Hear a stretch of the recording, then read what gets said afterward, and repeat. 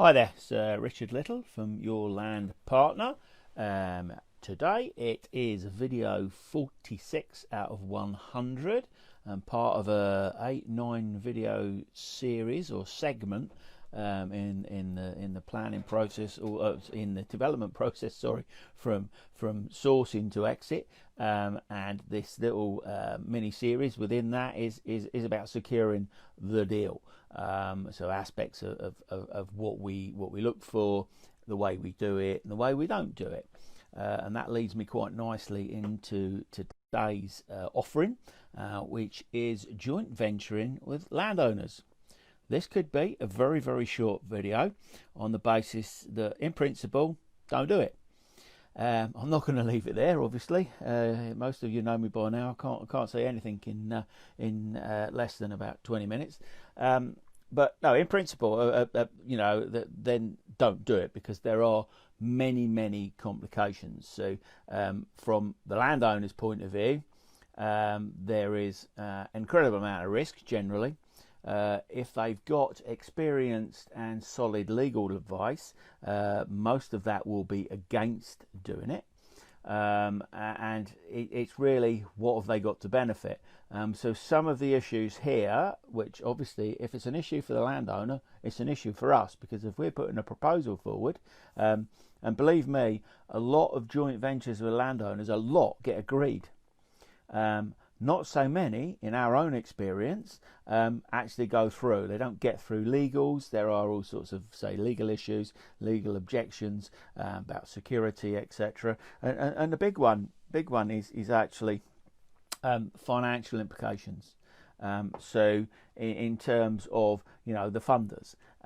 Now, if you are in a joint venture, and typically what I see, and all the time, is the landowner is going to put the land in, and you, me, whoever, the lead developer, is going to come along and do everything else. And obviously if you're putting the land in for nothing, then actually, in theory, that's the equity, isn't it? So, and that makes sense. Don't disagree with any of that, because it does make sense. And I will say right now, the challenge really is for one or two of you to prove that it does work. And there are always one or two. We do know of one or two that actually have worked. But that's really about a full understanding and relationship between the developer, the lead developer, and the landowner. So I'm not saying it can't be done. What we'll say is, for most people, just don't go near it. So coming back to the financial implications. So the landowners put the land in. You, me, are putting the rest of it. They're bringing everything else, the skills to bring it together, etc, etc. So the development funding, we've got the land, so that's the equity. So in theory, well, we can borrow pretty much all of the costs generally for development, and that's okay. And again, in theory, that might be okay. But what you will find is that the funder, when they see what the partnership looks like, and it's all, to a degree, it doesn't really matter how you hide it in the shares. I know there's creative ways of doing shares. Look, the funders have been around, they've seen it, so they will dig deeper. They will find out relationships. They'll find out, because if somebody's putting some land in and then they're not really appearing as a shareholder in any way, they know that, well, where's their security? It might be, oh yeah, well, it's on a second charge or so, which is fine, but the funder's going to be a little bit concerned about that. And once they find that the landowner is putting that in for, nothing, or very, very sort of close to nothing, is they are likely to want things like PGs or debentures over the landowner's companies, or other assets, or whatever it might be, because they'll see it as a risk. They'll see that partnership as a risk. So that is one of the biggest reasons not to do it. And one of the actual more practical reasons, even if you can sort all that out, is how do you base the relationship? So we see a lot of joint ventures that are based on profit share, which in itself is dodgy, because who decides what the profit is and at what point? So some people will say, oh well, it's easy enough to do when the project's all completely refinanced or it's all sold, etc. Then we can ascertain the profit. But you'll have for a development, a multi-unit development under warranty criteria, etc. You're going to have an ongoing liability for that scheme, possibly up for 2 years.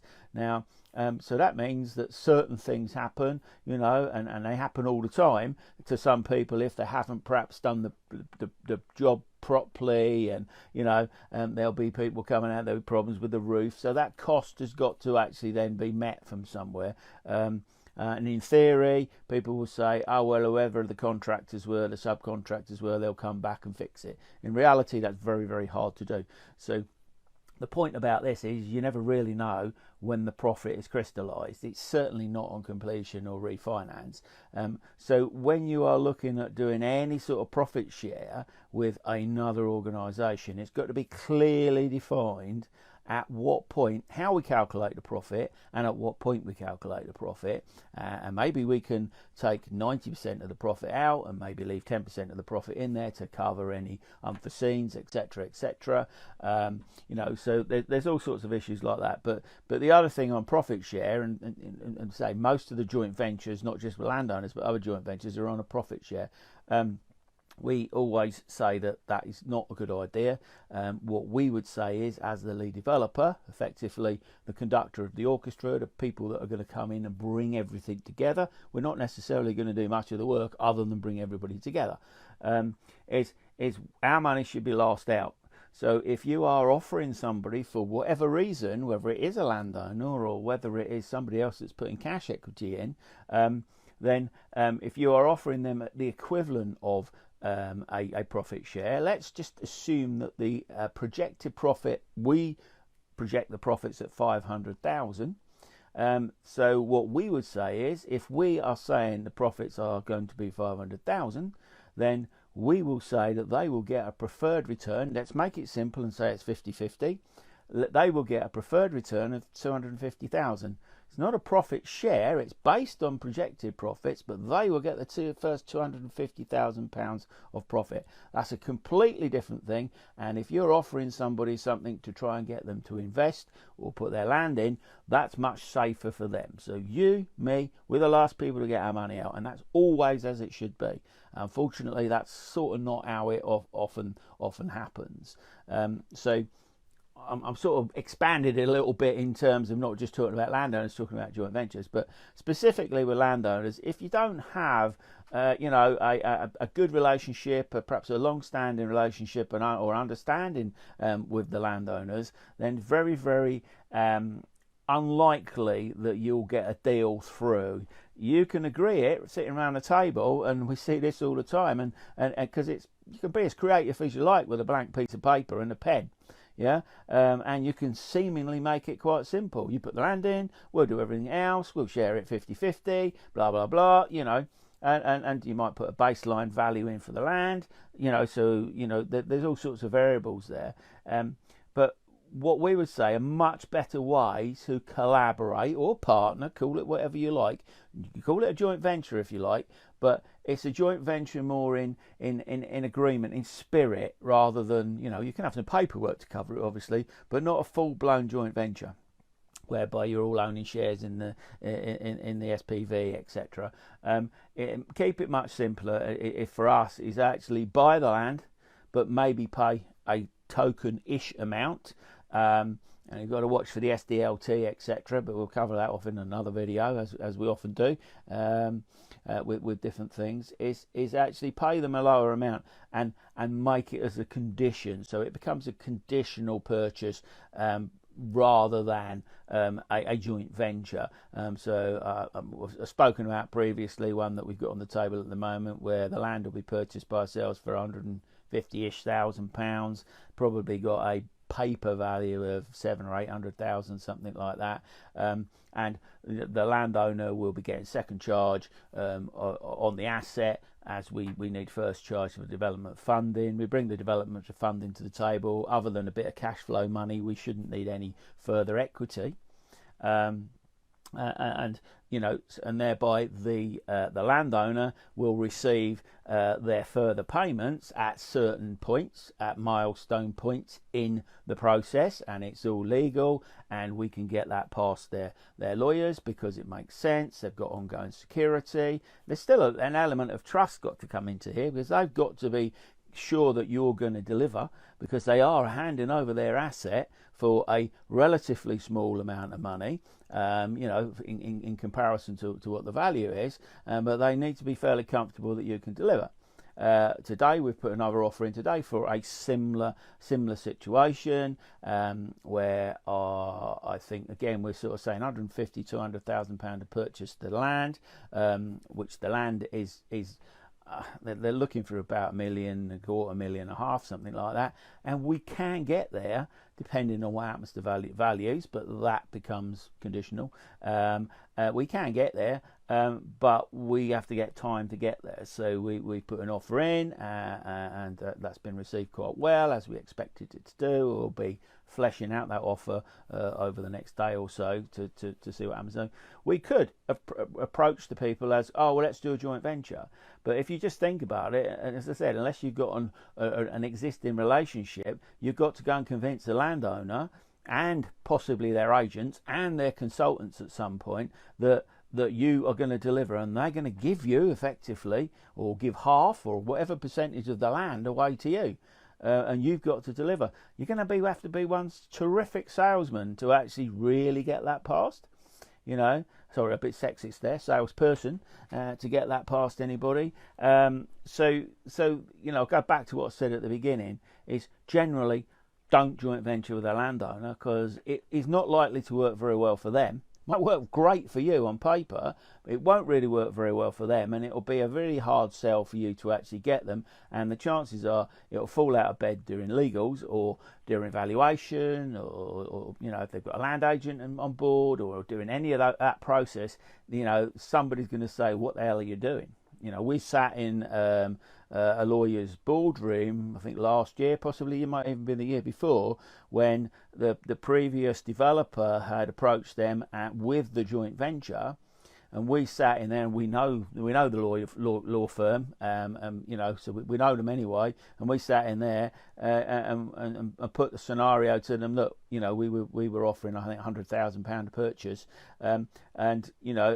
even at that, the guy sort of said, "Ooh, that's he's not comfortable with it," and say we know each other. Yeah, or maybe that's why he wasn't comfortable with it, I don't know. But it's a very, very hard sell. So it's something I see so many people get drawn into and encouraged to do in many cases. Oh, go out there, you don't need any money. Joint venture with a landowner. I'm sorry, guys. It's very unlikely to work. Please prove me wrong, but just bear in mind how much work and effort it's going to take you to get that one that doesn't fall out of bed to actually push through. So collaborate, partner if you want, call it whatever you like, with the landowner, but do it in a slightly different way. So in effect, I'm saying don't joint venture, but actually joint ventures with a landowner can work if you structure them in the right way. So just turn it round, and actually always put yourself in the place of the landowner and their representation, and ask your own representation, ask your own lawyer, if it was the other way round, what would you be advising me to do? And that's quite a good way for people that aren't that experienced, is use your own lawyer to give you the advice on how you should be proposing a structure. Yeah, this works. We've been doing this a long time, but if we've got any doubts, we just pick up the phone to one of the lawyers basically, and sort of say, what do you think?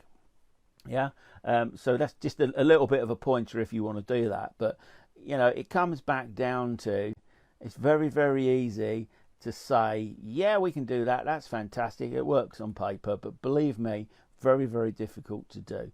So look at structuring it in a slightly different way. Make your proposal attractive to the landowner and all their agents, because sometimes you're dealing with the agents first. We've got the one I spoke about earlier. We haven't met the landowners, and most of you know that we are always direct to vendor, but we've got a particularly good agent, one of the best. I hope he's not listening, but one of the best we've ever worked with. and it'll only be our second deal with him. But fabulous, absolutely fantastic, exactly what you want. In effectively a commercial agent or a land agent, so very unusual. So we're quite happy to take that forward. We know who the vendors are, and we've done some homework on that, etc., etc. So we know we're not wasting our time. So we've done that.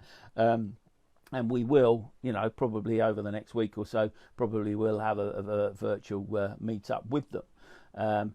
So look at structuring it in a different way. Always put yourself in the other party, in their position, whether it's landowner or anybody else. What's in it for them? Don't think about what's in it for you, because if you start doing that and you start structuring something in what's in it for you, it'll be perfectly apparent to people on the other side if they've got any level of experience whatsoever, and you won't get any credibility, blah, blah, blah. So, put yourself in the shoes of, say the other party, whether that's an investor, a landowner, or whatever, and say why wouldn't they do it? In which case, structure it in a way. And what you've got to do in any way that you're structuring your deal and securing your deal, is you've always got to make it safe. You've always got to de-risk it as much as you can for everybody else except for you. Yeah. You are the person, you are the lead developer, if that's who I'm talking to now. You're the person that's got to take the biggest risk, and you're going to get your money out last, and if there ain't any left, you won't get any. Everybody else will get their money before you, and that's exactly as it should be.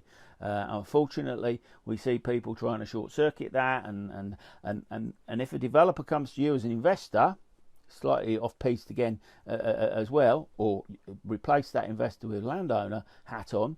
If a developer comes to you and sort of says, "Ooh, let's joint venture on and let's share the profits," well, why should you take that risk? Why do you need to take that risk? If they want you on board, whether it's your money, your land, or whatever else, is they really want to make your return preferential. So, i.e., you get yours before they get theirs.